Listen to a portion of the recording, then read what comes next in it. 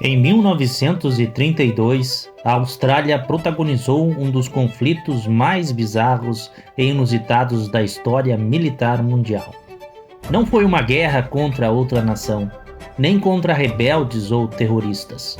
Foi uma guerra oficial do exército australiano contra pássaros. Isso mesmo que você ouviu. O governo australiano mobilizou soldados armados com metralhadoras para combater emus, aves nativas que não voam, mas que provaram ser adversários muito mais formidáveis do que qualquer um poderia imaginar. Bem-vindos ao canal História Bizarra. Hoje vamos conhecer a inacreditável história da Guerra dos Emus, quando o exército de uma nação moderna foi derrotado por pássaros. Para entender melhor como chegamos a esse ponto, precisamos voltar ao final da Primeira Guerra Mundial. Em 1918, quando soldados australianos retornaram para casa, o governo decidiu recompensar os veteranos com terras agrícolas na região oeste do país. Milhares de ex-combatentes se tornaram agricultores, principalmente produtores de trigo, em regiões marginais da Austrália Ocidental. O governo prometeu subsídios e assistência para esses novos fazendeiros, que enfrentavam condições difíceis em terras nem sempre adequadas para a agricultura. Mas então veio a Grande Depressão de 1929. Os preços do trigo despencaram e o governo australiano, em vez de reduzir os subsídios, incentivou os agricultores a aumentarem ainda mais sua produção. A promessa era de que haveria ajuda financeira, mas essa ajuda nunca chegou. Em outubro de 1932, a situação era tão desesperadora que os agricultores ameaçavam não entregar a colheita.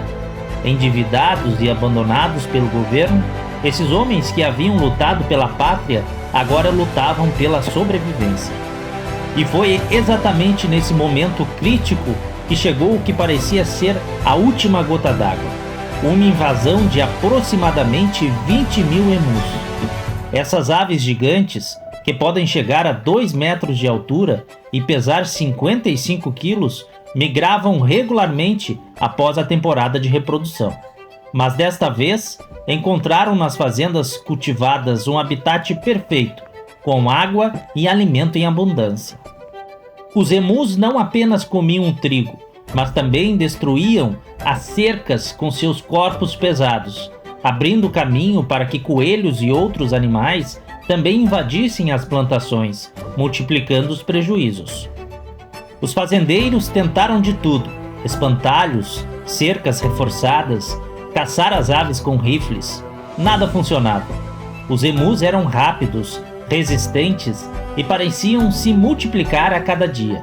Desesperados, os agricultores, muitos deles ex-soldados que haviam lutado na Primeira Guerra Mundial, lembraram-se da eficiência das metralhadoras que haviam usado no campo de batalha.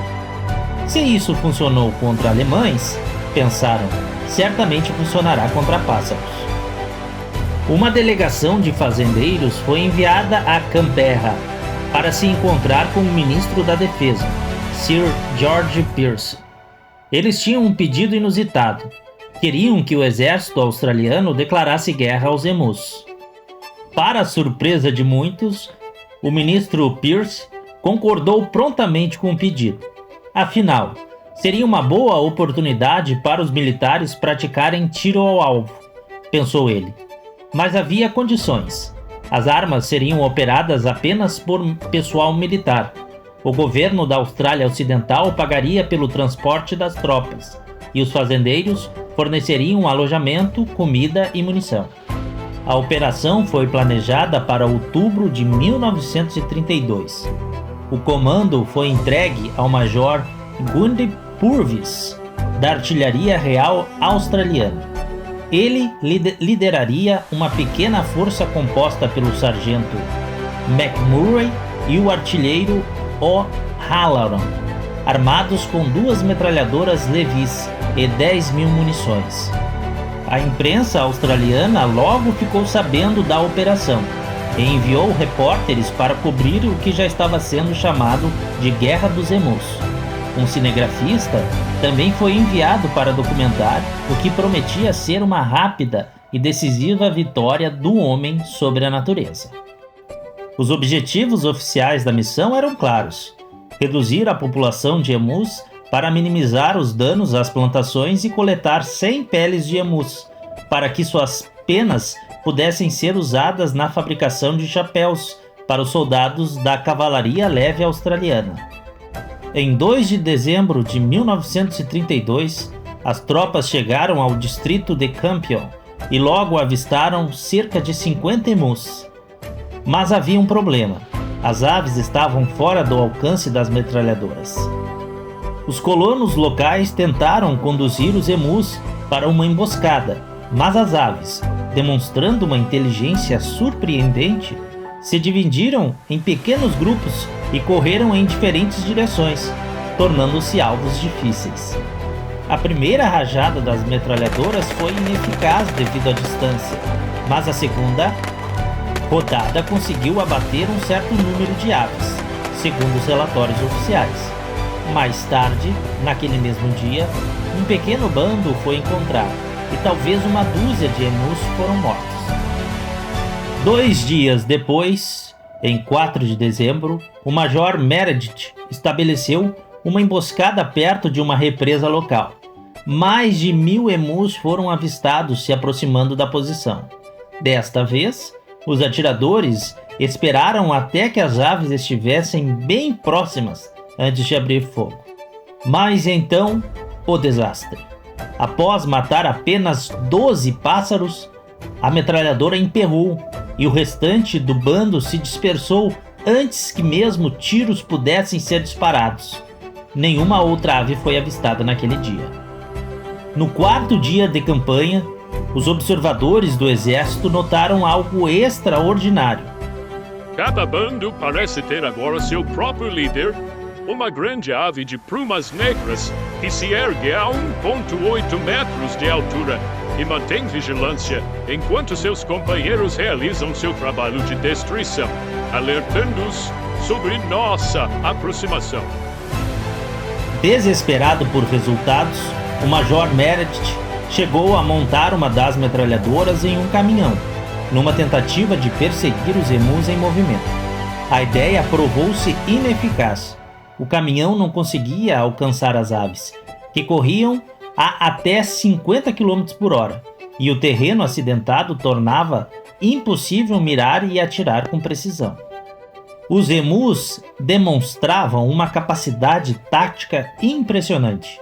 Em vez de se moverem em grandes bandos, alvos fáceis para as metralhadoras, eles se dividiam em pequenos grupos, usavam o terreno a seu favor e pareciam ter sentinelas que alertavam sobre a aproximação dos soldados.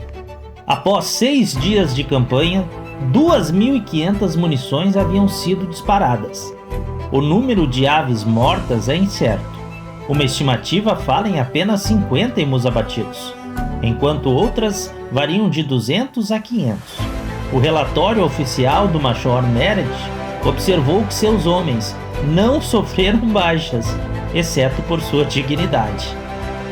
O ornitólogo Dominique resumiu a situação com ironia. Os sonhos dos atiradores de fogo a queima-roupa contra massas cerradas de emus logo se dissiparam. O comando emu havia, evidentemente, ordenado táticas de guerrilha, e seu exército, desajeitado, logo se dividiu em inúmeras pequenas unidades que tornaram o uso do equipamento militar antieconômico. Em 8 de dezembro, a operação foi discutida na Câmara dos Representantes da Austrália. A cobertura negativa da mídia, que incluía afirmações de que apenas alguns emus haviam morrido, estava se tornando um constrangimento para o governo. A imprensa australiana e internacional começou a ridicularizar a operação. Jornais publicavam manchetes como "Guerra contra emus, a Austrália mobiliza exército e perde", e charges mostrando emus usando capacetes militares e derrotando soldados. Diante da crescente pressão pública e do fiasco evidente, o ministro Pearce retirou o pessoal militar e as armas em 8 de dezembro. apenas 6 dias após o início da operação. Após a retirada, o Major Meredith comparou os emus aos guerreiros Zulus e comentou sobre a impressionante capacidade de manobra das aves, mesmo quando gravemente feridas. Se tivéssemos uma divisão militar com a capacidade de carregar balas desses pássaros, ela enfrentaria qualquer exército do mundo. Eles podem enfrentar metralhadoras com a invulnerabilidade de tanques. Apesar do fracasso inicial, os problemas com os emus continuaram. As aves seguiam destruindo plantações e cercas. Os fazendeiros, ainda desesperados, pressionaram por uma nova intervenção militar. O Major Meredith foi reconvocado para uma segunda expedição. Desta vez, as tropas adotaram táticas diferentes, mais adaptadas ao comportamento dos emus. Os resultados foram um pouco melhores, mas ainda longe do esperado.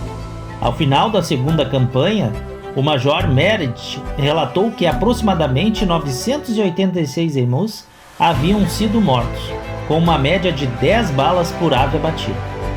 Mesmo com quase 1.000 emus mortos, o impacto na população total foi mínimo. As aves continuaram a causar problemas para os agricultores nos anos seguintes.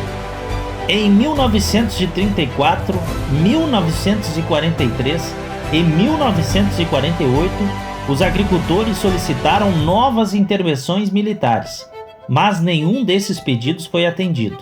Em vez disso, o governo australiano optou por métodos mais eficazes: cercas de proteção e um programa de recompensas que distribuiu cerca de 57 mil prêmios em 1934 para caçadores de emus. Até hoje, a população de emus na Austrália permanece saudável, com números entre 625 mil e 775 mil indivíduos. Ironicamente, a Guerra dos Emus, apesar de suas baixas, contribuiu para a adaptação da espécie no terreno australiano, assegurando sua proteção e desenvolvimento. A Guerra dos Emus entrou para a história como um dos conflitos mais bizarros e cômicos já registrados. Ela é frequentemente citada como exemplo de como a natureza pode triunfar sobre a tecnologia militar e como soluções simplistas raramente funcionam para problemas ecológicos complexos. Hoje, a história da Guerra dos Emus é parte do folclore australiano e atrai turistas curiosos para a região de Campion. O que começou como uma tragédia para os agricultores se transformou em uma anedota histórica que continua a fascinar pessoas em todo o mundo. E quanto aos emus? Bem, eles continuam lá, majestosos e resilientes, como se soubessem que uma vez derrotaram o poderoso exército australiano em uma guerra que ninguém esperava que eles vencessem. A Guerra dos Emus nos lembra que a história está cheia de eventos bizarros e inesperados, e que às vezes a realidade supera qualquer ficção. Obrigado por assistir a mais um episódio do História Bizarra. Se gostou, não se esqueça de se inscrever no canal e ativar o sininho para não perder nenhum de nossos vídeos sobre os fatos mais estranhos e fascinantes da história mundial. Até a próxima, viajantes!